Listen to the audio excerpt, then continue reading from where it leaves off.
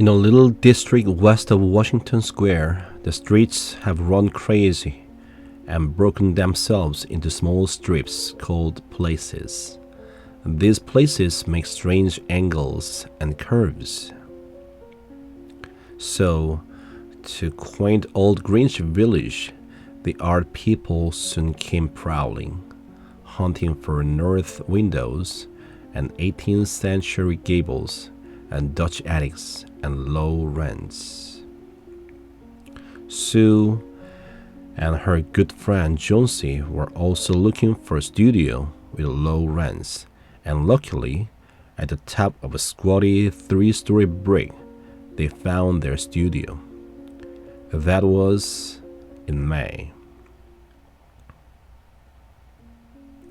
In November, a cold, unseen stranger, whom the doctors called pneumonia, touching one here and there with his ice fingers, a little woman with blood thinned from warm California, got sick of this disease.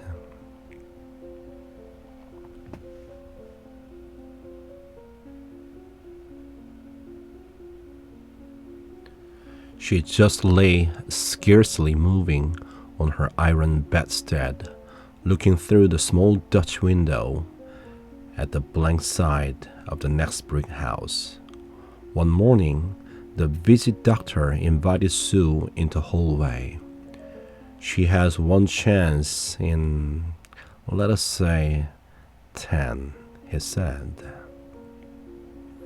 But if you will get her to ask one question about the new winter styles in cloth sleeves, I'll promise she should have more chances to get well.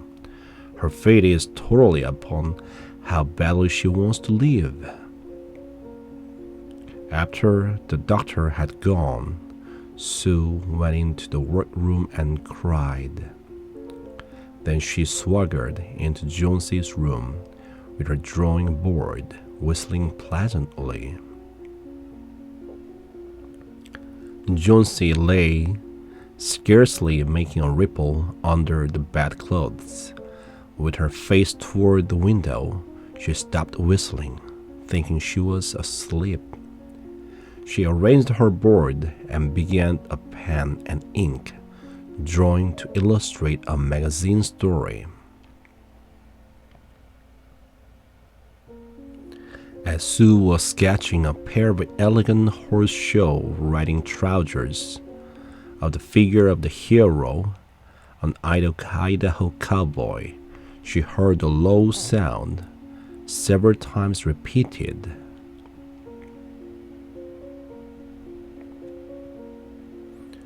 Jonesy's eyes were open wide. She was looking out the window and counting backward. 12, she said, and a little later, 11, and then 10, and 9, and then 8 and 7. She looked out of the window. What was their count? There was only a bare, dreary yard to be seen, and the blank side of the brick house 20 feet away.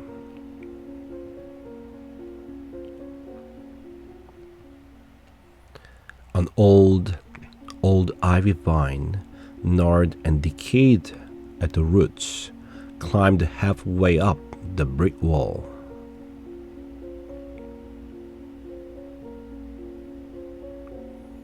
The cold breath of autumn had stricken its leaves from the vine until its skeleton branches clung almost bare of the crumbling bricks.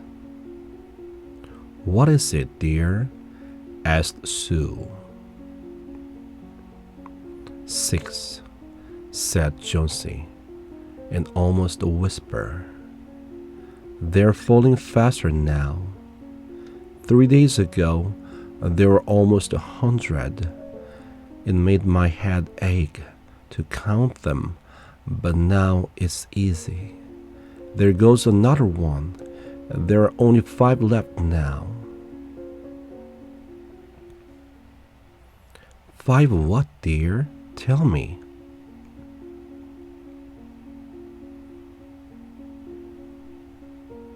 Leaves on the ivy vine. When the last one falls, I must go too. Oh, I never heard of such nonsense, complained Sue, with magnificent scorn. What have old ivy leaves to do with your getting well?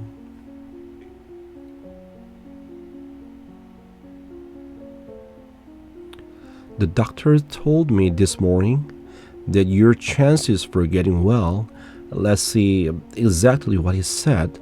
He said the chances were 10 to 1.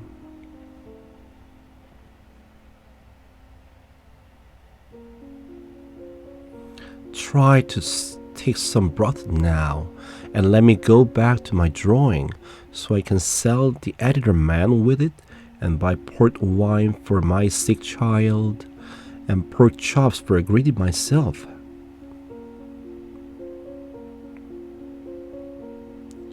You needn't get any more wine, said Jonesy, keeping her eyes fixed out the window.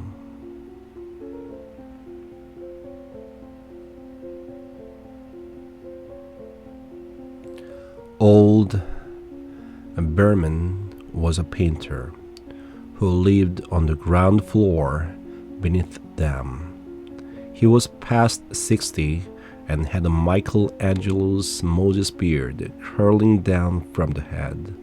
Berman was a failure in art. 40 years he had been always about to paint a masterpiece, but had never yet begun it. He earned a little by serving as a model to those young artists who could not pay the price of a professional.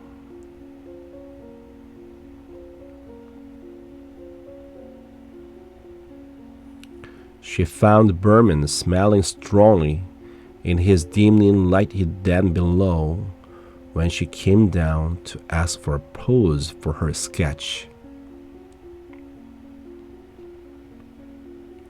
In one corner was a blank canvas on an easel that had been waiting there for 25 years to receive the first line of their masterpiece.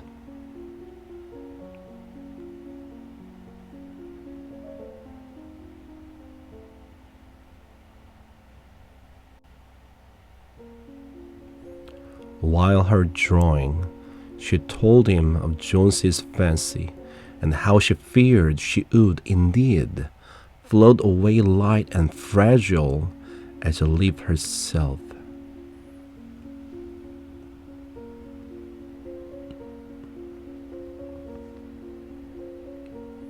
Surprisingly, old Berman, with his red eyes plainly streaming, shouted his contempt for such idiotic imaginings.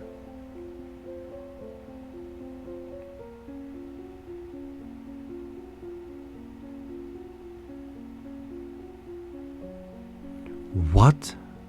He cried. Is there any fool in the world to die because leaves drop off from a vine?